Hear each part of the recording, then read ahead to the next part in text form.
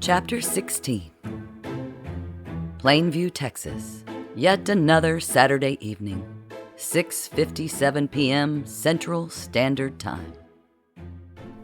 Do we have to do this every week? Bill almost dropped the wine, catching it, then losing his grasp on the house keys while stepping off the porch on the walk over to the Sanders. We only do it once a month. Marci narrowed her eyes, sniffing the air beside him. Are you drunk? No. You seem a bit tipsy. I thought you were working on payroll at the office this morning. I had a beer with the guys after. Beer or ale?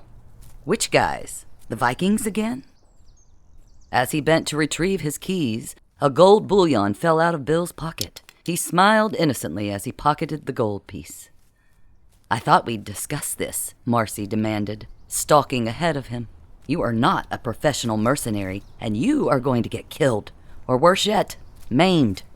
She held the pie aloft as they stood in front of the Sanders' dark doorstep, her eyebrows raised, and I could have used your help today.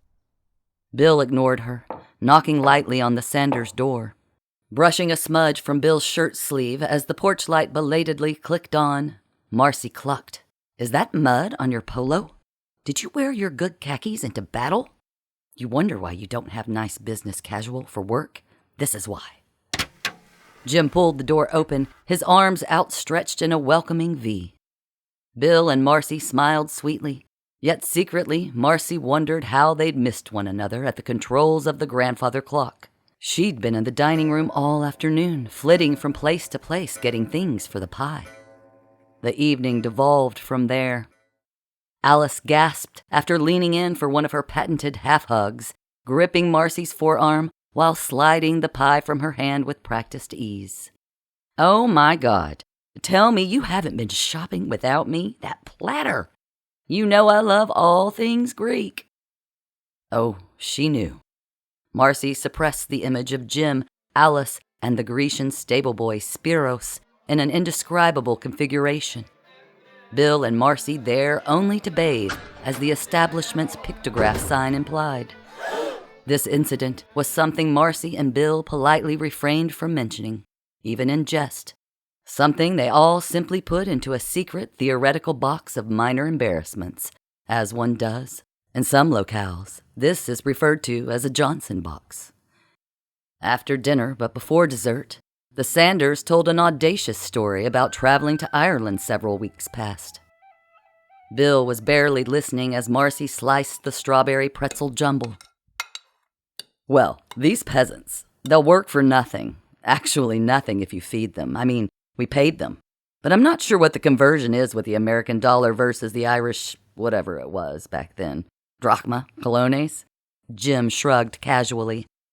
Marci placed the dessert down before everyone, only catching the last part of Jim's story. What were you paying the peasants for? Jim frowned. For the construction work on the vacation house. Bill sat up straighter in his chair. Vacation house? Jim rolled his eyes, continuing, Yes, that's what I was talking about. So we went back to the potato famine, did some poor fucks a massive favor and hired them. Transported them into the Pleistocene, down in this little plush valley we found. Pretty sure it's somewhere European. Where did you say it was, darling? Alice replied after a beat. I think Pangaea. And it's got the loveliest view of a slowly erupting volcano at night. The giant flying squirrels are swooping down like butterflies in the sky. It's really just breathtaking. Anyway, Jim went on. Yeah. I grabbed one of those prefab kits, you know, Home Depot. Took the whole thing back and just showed them the diagrams and off they went. Quick little buggers, too. Had the whole thing done in less than a month. What the Irish must have thought of this marvel of modern engineering, the Sanders gave no account. Alice closed her eyes, smiling radiantly as if she were picturing her view from the deck. Marci pursed her lips. It does sound nice, I'm astounded. Who would have thought? She trailed off, now deep in thought. Bill, on the other hand, could barely contain himself. A vacation home. In the Pleistocene.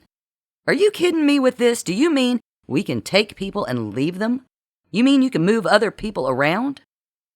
Well, Alice answered feebly, we did try and return them home.